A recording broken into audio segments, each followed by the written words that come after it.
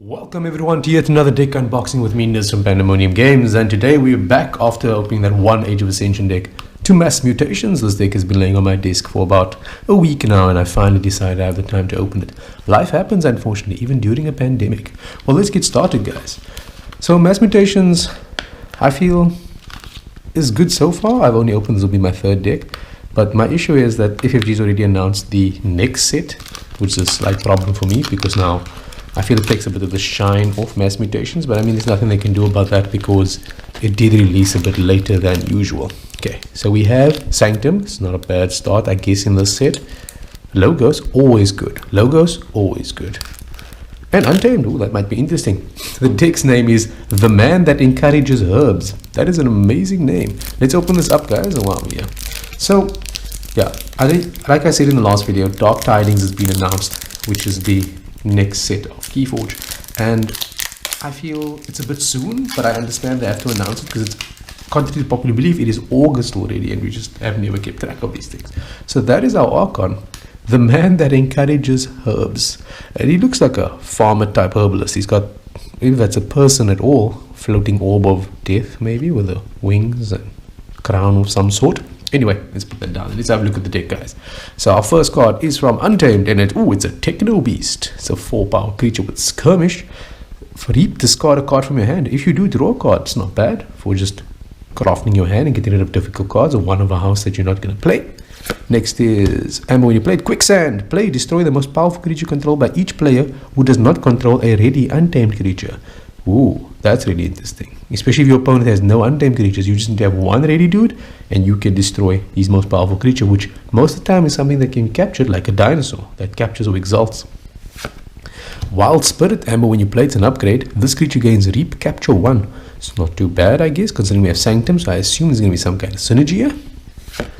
Troop Call. Amber, when you play it, play return each friendly Niffle creature from your discard pile and from play to your hand. Let's see what that does here. Alright. So, hopefully there's Niffle creatures. Savage Clash. No Amber, no bonus icons here. We have no modifications or enhancements so far. Play, destroy each creature except the most powerful enemy creature and the least powerful friendly creature. That's really interesting interaction with Quicksand. Next is Pismaya? Pismaya? I don't know how to say this name. It's a 4-power creature. While they are more friendly mutant creatures than your enemy creatures, your opponent's your opponent's keys cost +2 ammo. That's an interesting mechanic just to incentivize you to play more mutant creatures. And do we have many mutants? We have one. This will be our second one, so we have 2 so far. Niffle Ape, and there's the Troop Call. It's a 3-power creature. While Niffle Ape is attacking, ignore, taunt, and elusive. Very useful. Another Niffle Ape. How much Niffle creatures do we get? Please tell me we get like an amazing amount of Niffle creatures here. Gloriana's Attendant, a 1-power mutant with enhanced Amber. So is that the gain Amber? I believe that's the gain Amber thing, correct?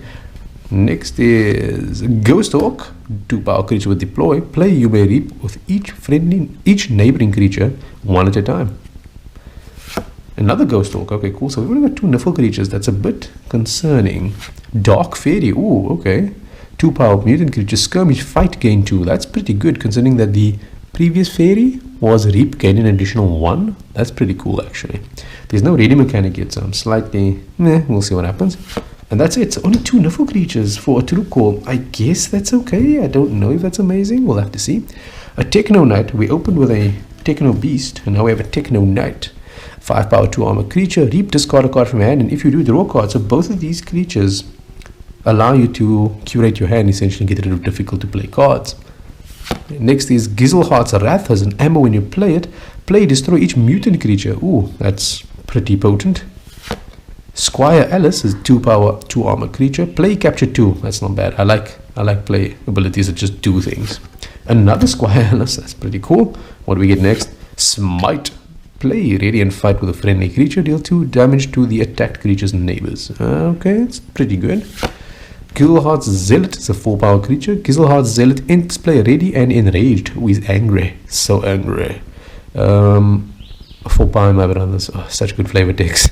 Next is Fangs of Gizelhart. Amber, when you play it, play, purge the most powerful creature. Okay, there's a lot of creature interaction here I'm going through so far.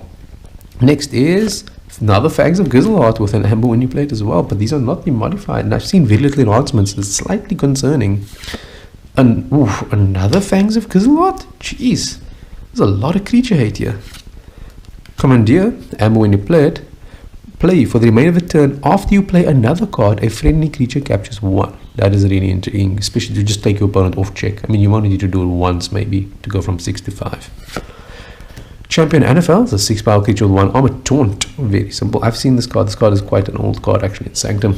Next is Ardent Hero, is a 4-power creature with Taunt. Ardent Hero cannot be dealt damage by mutant creatures or creatures with power 5 or higher.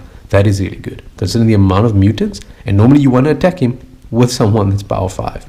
So he literally just ignores that. That's pretty insane here. Like, I would capture everything on team here. And that is it. Ooh, this is a special card. Odd Claw's a 5-power creature mutant scientist action. If your opponent has an odd number of amber, steal 1. That's a very cool interaction. Howling Pit, amber when you play it, and that's still not the enhancements here. Ooh, getting a bit worried here. Artifact. During their draw card step, each player refills their hand to 1 additional card. That's very useful, especially if you're going to go fast, right? And you're purging at least 3 powerful creatures from your opponent's deck here. Mobius Scroll, I really like this. An artifact. Action. Archive Mobius Scroll and up to 2 cards from your hand. It's really nice to like craft your hand. If it's out, obviously, it's a 2-turn thing. Professor Terato, so 4-power mutant scientist. Each mutant creature gains a reap, draw a card. That is insanely powerful. Because, I mean, we don't have many mutant creatures, but I think that's still good. Even if there's 2 or 3 that have that, drawing 3 cards is insane. Group Think Tank, I love this. So 4-power creature, 3 armor. Action, deal 4 damage to each creature that shares a house with at least one of its neighbors. Alright? And I love the flavor text. Fire control by committee. Very nice. Next is Quicksilver Adventurer. From the first set. 3-power creature, skirmish, fight, draw a card. It's not too bad. Munchling, it's a 3-power skirmish creature. Fight, you may discard a Locust card from your hand or archives. If you do, gain 1. Considering you have Mobius Scroll to archive a card, that's not too difficult actually. Lethal Logica is a ammo pip when you play it. Discard cards on the top of your deck until you discard a Locust card or run out of cards. If you discard a Locust card this way, put it into your hand. It's not too bad if you desperately need to get to your deck and get a certain card. Another Lethal Logica. We get another one. We get a third Lethal Logica with a bonus ammo pip on this one, finally. I don't think there's many announcements here, guys. Eclectic Inquiry, ammo pip when you play it. Play archive the top 2 cards of your deck. That's not too bad, actually. And another one. No, we get a Daughter. It's so unusual. It's a 2-power creature with elusive. During your draw card step, refill your hand to 1 additional card. I have a feeling there's a card missing here. Let's have a look quickly, guys. So very little enhancements, eh? Like there's 1 enhanced card in here. That's a bit concerning. So that's 5 amber already. 6 amber. 7 amber. 8 amber. 9 amber. 10 amber. 11. 12. 15 amber. That is not too bad actually. I'm not upset about that. I feel we could have done with a bit more things, but this looks like a lot of control in one deck. Like there's a lot of control and handcrafting. Like these Gizzlehearts, Fangs of Gizzleheart is insane. As long as you don't have any creatures on the board, we have weaker creatures, you can just purge things from your opponent and that's it, right? And this ability to go through your deck with the Lethal Logica is pretty cool actually. Let's look at creatures, guys. We've got 1, 2, 3, 4, 5, 6, 7, 8, 9, 10, 11, 12, 13, 14, 15, 16, 17, 18, 19 creatures. That's not too bad. And the artifacts we literally have are, did I miss an artifact? Is it just the Mobius Scroll? No, it's not. There has to be another artifact in here somewhere. Oh, here's a creature. Oh, the Techno Beast has a Techno Knight has a amber on him. I didn't know that. Oh wow, that's an incentive to play him. The Howling Pit is an amber as well, and wow, that's pretty cool actually. So let's put all the actions on one side. We've got 2 artifacts, and we've got so many creatures, and we've got we don't have a lot of strong creatures. Champion NFL is probably the highest health creature we have, which is really good for our Fangs of Gizzlehearts, just to purge the most powerful creature. I like this. Looks like a fun deck. So I looked at the Odd Clawed because there is another guy that pairs with him, and I'm sad to see that he's not here. It's I don't know what his name is, but he fits into the... Is it this guy? Where is he? It's not Professor Terato, no. There's another guy that fits with Claude, and I can't remember who it is. So we'll have to see who that is exactly. But I'm excited to see new cards. I love this. I'm saddened that there's only one enhanced card in the deck. It's a bit disappointing, but I'm not unhappy with the deck thus far. Action-wise, Savage Clash just destroys powerful enemy creatures. That's a return card. Oh, and these are upgrades. Quicksand, destroy the most powerful enemy creature.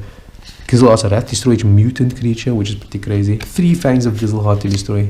Jeez, that is insane. Like, it's a lot of, like, just destroy your opponents or destroy the most powerful creature.